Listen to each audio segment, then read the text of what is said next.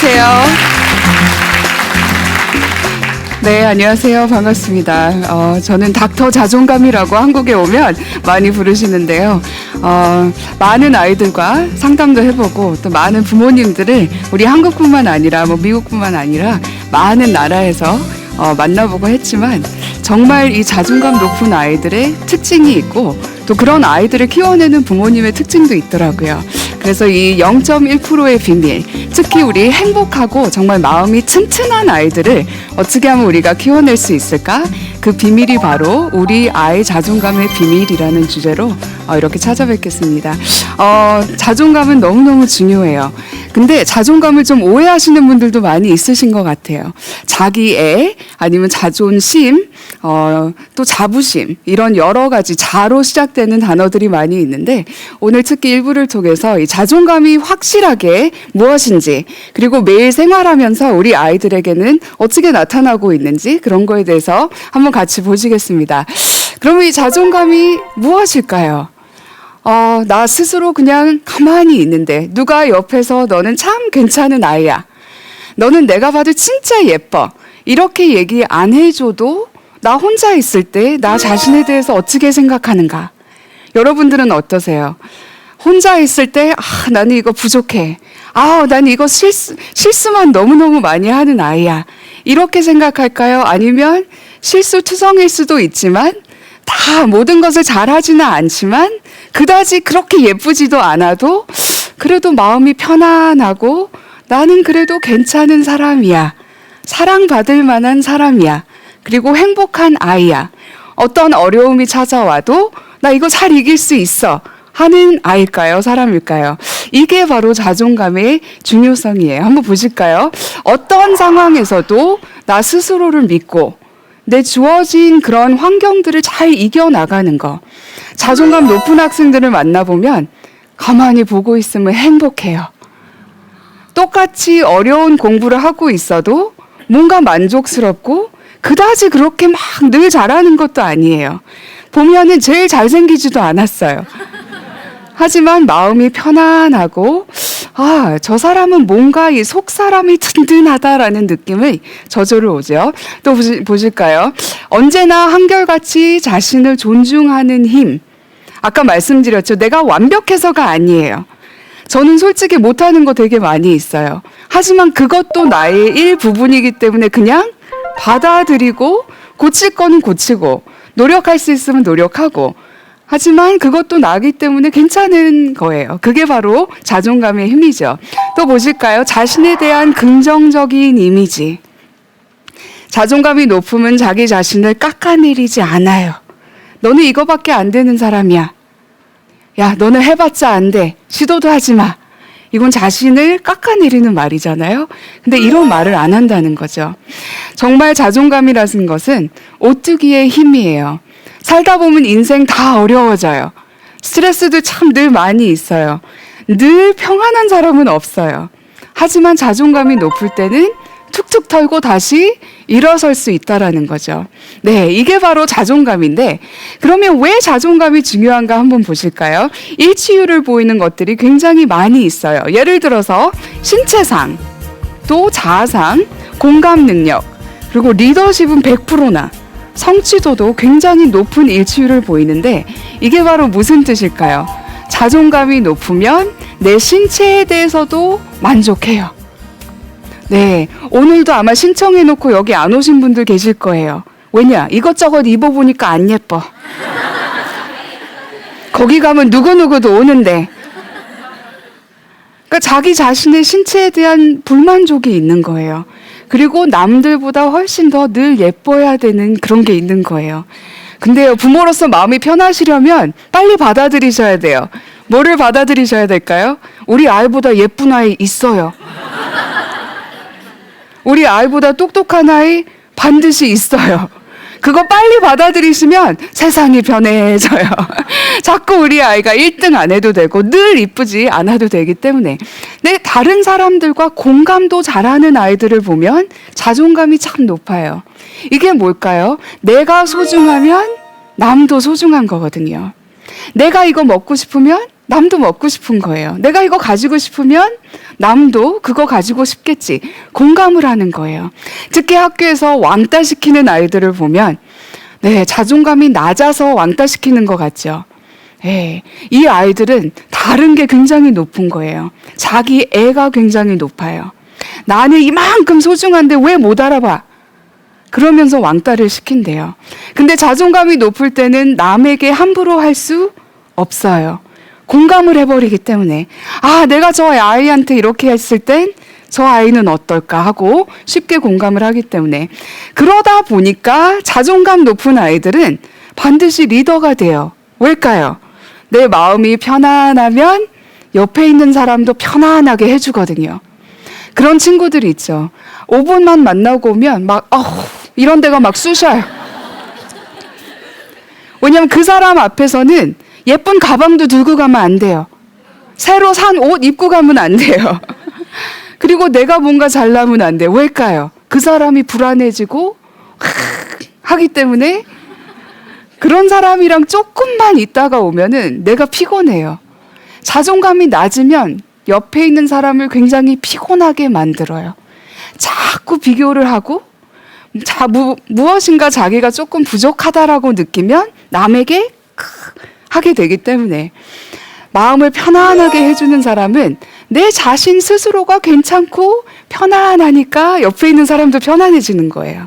자존감이 높으면 그래서 리더로 나타날 수밖에 없어요. 한번 생각해 보세요. 남을 편안하게 해준다. 선생님 걔 빨리 왔으면 좋겠어요 하지 않겠어요? 저는 걔랑 팀 같이 할래요. 이렇게 되는 거예요. 그럼 한번 보세요. 우리나라에 특히 왜 이 자존감이 중요할까?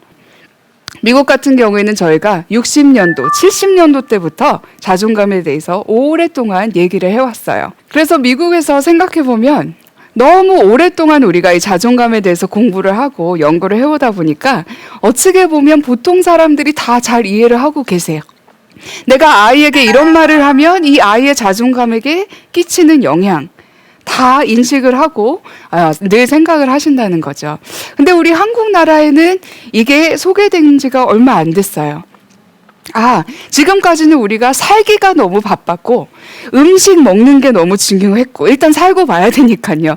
그런 상황이다 보니까 이런 말을 했을 때 내가 아이에게 이런 행동을 했을 때 이 아이에게 끼치는 영향 그런 거는 우리가 솔직히 아직까지 생각을 못했어요. 하지만 한번 보세요. 우리 아이들이 점점 아파가고 있다는 뜻이에요. 여기 마음이 텅 비어있는 그림이 나와 있어요. 요즘 아이들이 그렇게 얘기해요. 너 왜 공부하니?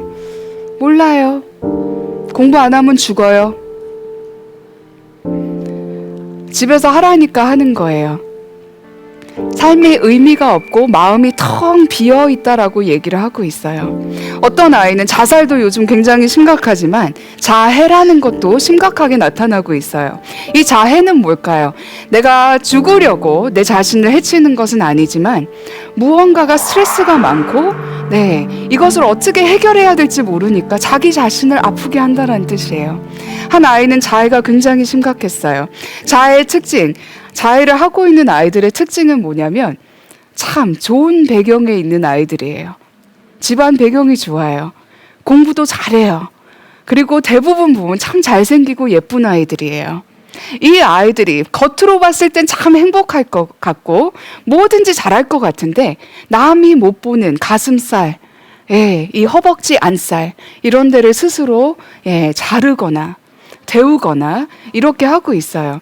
한 아이는 그게 너무 심각해서 상담을 하면서 우리 좀 다른 방식으로 너의 스트레스를 좀 해결을 해보자.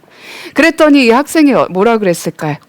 선생님, 저는 감정적으로 죽어 있어서 마음이 텅 비어 있어서 제가 제 자신의 피를 보지 못하면 살아있다라는 것도 잊어버려요. 라고 얘기를 했어요. 얼마나 이 감정적으로 죽어 있으면 참 희한하죠. 다 연결이 돼 있기 때문에 감정적으로 죽어 있다라는 아이들은 몸을 자르는데도 느끼지를 못해요. 희한하죠. 그만큼 우리 아이들이 지금 아파하고 있다라는 거예요. 여기 특히 우리 심리학 성경이라고 하는 그 책을 보면은 병명들이 쫙 나와 있어요. 거기에 우리 한국인들만 걸릴 수 있는 병, 앓을 수 있는 병이 있어요. 뭘까요? 이 화병이라는 거예요. 이 화병이 뭘까요? 누군가 나 있는 그대로 인정해주지 않고 받아주지 않을 때 생기는 병이 화병이에요. 누군가 나의 진가를 몰라줄 때 화병이 걸려요. 누군가 내가 뭔가 많이 하고 있는데 이것을 고맙다 생각하시지 않고 그냥 당연한 것처럼 여길 때 화병 걸려요.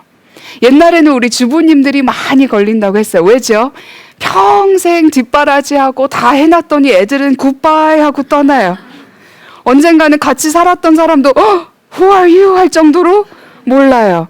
그리고 어느 날 거울을 보니까 내가 내 자신을 몰라요. 내가 뭘 좋아하는지, 뭘 잘하는지, 내 자신을 그 과정에서 잃어버린 거예요. 네, 어머님들 특히 우리 아이들에게 제가 늘 물어봐요. 엄마가 어떻게 하실 때 너가 가장 행복하니? 뭐라 그럴까요? 자기 인생 행복하게 사실 때가 가장 행복해요. 이렇게 얘기하고 있어요. 집착 저한테 하시지 마시고 이제 자기 인생 열심히 아름답게 사시라는 거예요. 엄마가 행복할 때 제가 행복해요라고 얘기하고 있어요. 여기 아버님들도 계시는데요. 제가 신났어요. 아버님들 오셔서. 근데 아버님들께도 제가 아이에게 물어봤어요. 아빠가 어떻게 해줄 때 너가 가장 행복하다고 느끼니? 놀라실 거예요. 엄마한테 잘해줄 때 가장 행복하대요. 엄마한테 잘하실 때 아이들이 행복을 느낀다라고 얘기를 하고 있어요. 근데 이 화병이 그건 거예요. 우리 아이들도 뭔가 늘 열심히 하고 계속 성취하려고 여기 뛰어다니고 저기 뛰어다니고 하는데 누군가 나 있는 그대로 인정해주지 않고 받아주지 않고 나의 진가를 몰라줄 때 뭐가 생긴다고요? 화병. 우리 아이들이 이런 식으로 병 들어가고 있다라는 거죠. 그러면 이 자존감이라는 거, 나 스스로 존중해주고 나 괜찮은 사람이야 느끼는 그 오뚜기의 힘인데, 그러면 매일 생활하시면서 이게 어떻게 나타나는지 한번 궁금하시죠? 잠깐 보실게요. 자존감이 높은 아이와 자존감이 낮은 아이들의 차이점을 한번 살펴볼게요. 제가 몇 가지만 짚고 넘어갈게요. 자존감이 높은 아이들은 어떤 차이가 있을까요? 대부분의 일을 스스로 해결할 수 있는 아이들이에요. 무슨 문제가 있었을 때 다른 사람에게 먼저 달려가지 않아요. 일단 자기 스스로 한번 해보는 거예요. 왜지요? 실패를 하든 성공을 하든 괜찮거든요. 일단 시도해보는 과정이 중요한 거예요. 하지만 자존감이 낮은 아이들은 무슨 일이 생기면 일단은 의존할 사람을 찾아요. 실패하면 큰일 나거든요. 어떻게 하면 자존감 낮은 아이 키울 수 있냐고요? 계속 결과에 집착하시면 돼요. 어떤 유치원 아버님이 아이가 열심히 그림을 그리고 있는데 칭찬하신다고 뭐라고 하시고 가셨죠? 내가 본 나무 중에 세상에서 제일 멋진 나무! 칭찬하고 가셨어요. 아이가 좋아했을까요? 당연히 좋아하죠. 그 순간엔 좋아요. 세계에서 최고 가는 나무 그린 사람이니까. 근데 그 다음날 유치원에 가서 비교를 해보니까 자기 나무 그다지 특별하지 않아요. 친구 거가 더 멋있어요. 그러면서 이 꼬마 아이가 저에게 하는 얘기가 아빠가 거짓말했어요. 결과에 계속 집착하다 보면 그 결과를 얻기 위해서 혼자 못하는 일은 할 수 있는 사람에게 달려가는 거예요. 피곤한 아이 키우시려면 이렇게 키우시면 되는 거예요. 계속 결과에 칭찬하시면 되는 거예요. 와, 너가 최고, 너가 제일 예뻐. 그런 결과에만 집착하는 아이들은 그 과정 중요하지 않아요. 그때 이 아버지께서 현명하게 칭찬하셨으면 이 아이는 그 아이에게는 뼈와 살이 되는 칭찬이에요. 그런 칭찬은 뭘까요? 야, 내가 너를 1시간 동안 지켜봤는데 정말 열심히 하더라. 정말 어려운데 포기하지 않고 열심히 하는 모습이 정말 멋있더라. 이거는 우리가 근거 있는 칭찬이라고 얘기를 하죠. 이것은 아이에게 힘이 되는 칭찬입니다. 결과에 집착하게 되면 의존할 대상을 먼저 찾는다는 거. 또 보실까요? 자존감이 높은 아이들은 나중의 만족감을 위해서 현재 과정에 아주 충실히 하는 아이들이에요. 아까 말씀드렸죠. 실패해도 괜찮아요. 왜냐? 이거 실패한다고 내가 나쁜 사람이 되는 건 아니에요. 근데 이렇게 키우시려면 우리가 흑백 논리를 좀 내려놓으셔야 돼요. 아이가 잘했을 때 와 너무 잘했어 역시. 아이가 못했을 때는 내 딸 아니야. 이렇게 흑백 논리로 키워진 아이들은 역시 자존감이 굉장히 낮아요. 왜냐하면 그 자기가 어떻게 했냐에 따라서 좋은 아이가 됐다가 나쁜 아이가 됐다가 자랑스럽고 사랑스러운 아이였다가 창피한 아이, 이렇게 왔다 갔다 되기 때문에 자기 자아됨됨이가 굉장히 빈약한 거예요. 그리고 뭐를 기다리게 되죠? 외부적인 칭찬을 계속 기다리는 거예요. 나 스스로가 괜찮지 않고 누군가도 괜찮은 아이야, 잘했어, 누군가가 이렇게 얘기를 해줘야 되는 거죠. 자존감이 낮은 아이는 과정 하나하나 자꾸 확인받기를 원해요. 엄마 저 이거 어때요? 잘했네. 또 조금 있다 와서 이거는요? 괜찮아. 이거는 어때요? 좀 못한 것 같은데. 괜찮다니까. 나중에 귀찮아요. 몇 번을 체크해. 왜죠? 계속 괜찮다, 잘했어, 이거 듣기 원하는 거예요. 나 스스로 괜찮지 않기 때문에. 네, 또 보실까요? 자존감이 높은 아이는 또 이런 차이가 있죠. 새로운 일에 대해 열정을 가지고 도전하는 아이. 일단 두렵지 않아요. 잘 못할까? 이것부터 생각나지가 않아요. 재밌을 수가 있는 거예요. 한번 생각해 보세요. 하버드 그 똑같은 어려운 공부를 하는데 왜 어떤 학생들은 뭔가 새로운 것을 시도할 때 너무 신나서 빨리 주세요 하고, 어떤 학생들은 저 혹시 이거 다른 친구랑 같이 해도 될까요? 이렇게 될까요? 실패가 두려운 거예요. 왜냐하면 자존감이 낮을 땐 내 그 결과물이 너무너무 중요하기 때문에, 그 과정보다. 자존감이 낮을 땐 가급적 위험 부담이 있는 상황은 피하려고 하죠. 실패할까 봐 두려운 거죠. 그럼 또 궁금하시죠? 이 자존감이라는 거 참 중요한데 자존감 키우다가 우리가 엉뚱한 거 키우고 있는 건 아닌가? 특히 자자로 시작되는 언어들이 많이 있어요. 그렇죠? 단어들이 자존감도 있고 자부심도 있고 자존심도 있고 자기애도 있고, 이 차이점이 도대체 어디에 있는 걸까요? 이 자존감은 정말 특징이 뭐냐면 나 자체로 참 가치 있는 사람이야, 꾸준한 개념이에요. 내 감정대로 이렇게 업앤다운이 심하지 않은 그런 감정이에요. 그렇다면 자부심은 뭘까요? 여기 보시면 내가 피아노 콩쿠르트 참 잘 해냈어. 그때 느낄 수 있는 건 자부심이에요. 나쁜 거 아니죠. 뭔가 열심히 해서 이루었을 때 그때 느끼는 참 프라이드라고 하죠. 좋은 느낌이에요. 하지만 내가 피아노 콩쿠르 때 잘 못했다면 느낄 수 있는 느낌인가요? 그건 아니에요. 일시적인 기분이고 느낌이라는 거죠. 오래가지 않아요. 유지되지 못하는 그런 느낌이죠. 그럼 이 자존심은 뭘까요? 자존심은 쉽게 말씀드리면 열등감이라고 볼 수 있어요. 열등감 많은 사람이랑 한번 일해보세요. 얼마나 피곤한지. 네, 그 사람 옆에서는 늘 바보 척 하셔야 되는 거예요. 그 사람을 띄워주려고. 이 열등감은 사람 죽이는 병이에요. 아까 말씀드렸죠. 우리 아이보다 예쁜 아이 있다, 잘하는 아이 있다. 근데 요즘은 아이들이 100점 맞고 와도 부모님 행복해 하시지 않는데요. 너 혼자 100점 맞았어? 우리 아이 혼자만 잘해야 되는 거예요. 근데 요즘은 우리가 교육을 많이 받다 보니까 그런 말투도 안 써. 근데 니네 반 애들은 다른 애들은 어떻게 했어? 이런 식으로 잘 물어보시죠. 근데 또 물어보는 건 똑같은 거예요. 우리 아이 혼자 잘했는지가 중요한 거예요. 우리 아이 혼자만 잘하시길 원하시면 자존심을 엄청 센 아이를 키워내시는 거예요. 무조건 우리 아이만. 그럼 이 자애, 나르시즘은 뭘까요? 이 고양이가 거울을 볼 때 뭐가 보이죠? 이거야말로 사람 참 피곤하게 만드는 병이에요. 왜지요? 자기 가치가 이만한데 이따만한 줄 알아요. 우리 집안에서는 이렇게 귀한 아이일 수도 있어요. 하지만 부모님 죄송해요. 학교 오면 다 똑같아요. 걔가 걔고 걔가 걔예요. 우리 아이만 그렇게 소중하지 않아요. 특히 이런 식으로 칭찬하신다면 제발 그만하셨으면 좋겠어요. 어머, 우리 왕자님 오늘도 학교 잘 갔다 오셨어요. 네, 학교 다 다니는 거거든요. 모든 아이들이 다 하는 걸 가지고 우리 아이만 특별하게 잘한다라고 막 하셨을 때, 이만한 가치를 이렇게 하셨을 땐 아이에게 해로워요. 왜일까요? 헛된 거품을 이렇게 만들어주시는 거예요. 거품은 뭐죠? 쉽게 툭 터져요. 쉽게 터지는 건 쉽게 상처받는다는 뜻이에요. 이것은 아이에게 해로운 거죠.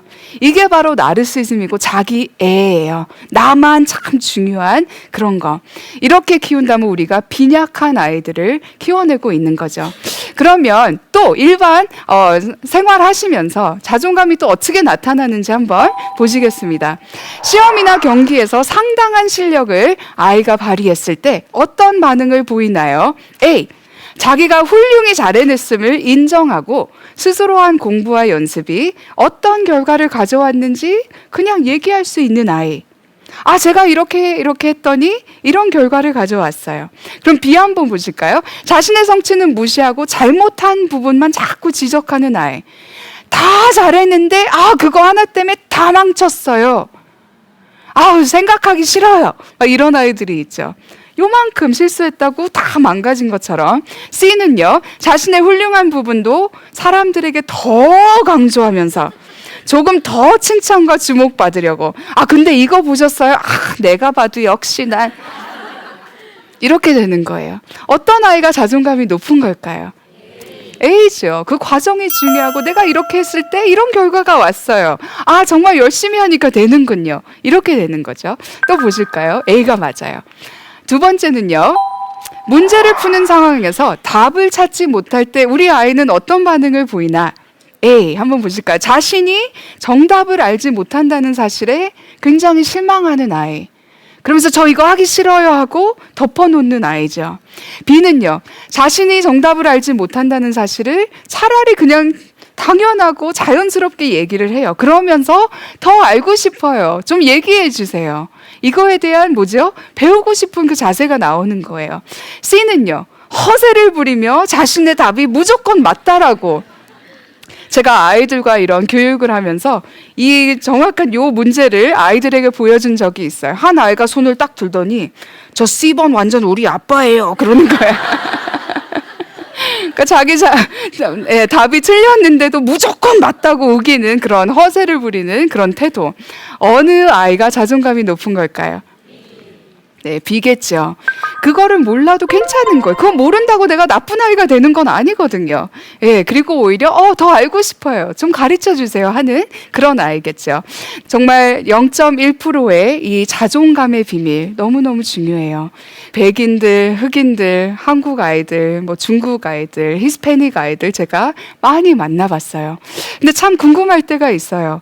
어떤 아이들은 딱 봤을 때 환경이 좋지 않아요. 그다지 잘생긴 것도 아니에요. 뛰어나게 머리가 좋은 것도 아니에요. 하지만 보고 있으면 참 저 학생들 행복하다. 왜 그럴까? 저 아이들의 비밀은 어디에 있을까? 너무 궁금하시죠? 근데 그 반면에 정말 뛰어나게 아름답고 환경도 너무너무 무슨 백에 공부도 참 잘하는 학생들이 있어요. 하지만 다른 사람들과 있을 때 말 한 번 못 해보는 학생들도 그렇게 많다라는 거예요. 이 학생들과 상담하면서 만나봤을 때 도대체 이 0.1%의 비밀이 어디에 있을까? 바로 이 자존감에 있다라는 거 제가 많이 느꼈어요. 특히 우리 부모님이 자존감을 어떻게 키워주시냐에 따라서 너무너무 중요하거든요. 오해 마세요. 자존감을 다 가지고 태어나면 얼마나 좋겠어요. 태어나자마자 높은 자존감, 모두가 높은 자존감을 가지고 태어나면 참 좋겠죠. 하지만 이 자존감이라는 것은 태어났을 땐 없지만 옆에 계신 분들과 상호작용하면서 나에게 보여주는 그대로 내가 피곤할 때도 있어요. 부모로서는 안 그러신가요? 네, 늘 쉽지는 않아요. 저도 제 책을 막 연구를 해요. 이때는 이랬어야 되는데. 하지만 그럴 때마다 우리가 아이에게 어떻게 양육을 하고 어떻게 말을 들려주고 하는지가 너무 중요하다라는 거죠. 한 학생 정말 열악한 상황에서 자랐어요. 정말 가난했어요. 근데 지금 와서 보니까 하버드에서 학생들을 가르치고 있대요. 누굴까요? 저예요. 전 참 가난하게 살았어요. 돈이 참 없었어요. 저는 한 13살 때부터 과외를 뛰면서 아이들을 가르치면서 제 학비를 벌어서 제가 학교를 다녔어요. 지금 와서 보면 참 너도 참 열심히 살았구나 할 정도로 지금 다시 하라 그러면 못할 것 같아요. 부모님 원망스러웠을까요? 원망스러울 때도 있었어요. 일 너무 열심히 하고 공부도 해야 되죠. 그럴 때 가끔씩 부모님한테 이거는 아동 노동입니다 하고 불평할 때도 있었어요. 근데 알고 보니까 이 돈이라는 게 원수가 아니었더라고요. 예, 저희 집은 돈은 참 가난했지만 부모님께서 0.1%의 비밀을 아셨던 것 같아요. 왜냐하면 돈은 없었지만 뭐는 참 많았을까요? 신뢰가 많았어요. 지금 이렇게 어려운 상황이 있지만 잘 해낼 걸 우리가 믿는다. 너가 이런 어려운 상황에 있지만 우리는 너가 이것을 잘 이겨낼 것을 신뢰를 하고 지지해주고 믿는다. 예, 그런 비밀에 대해서 더 구체적으로 2부부터 더 말씀드릴게요.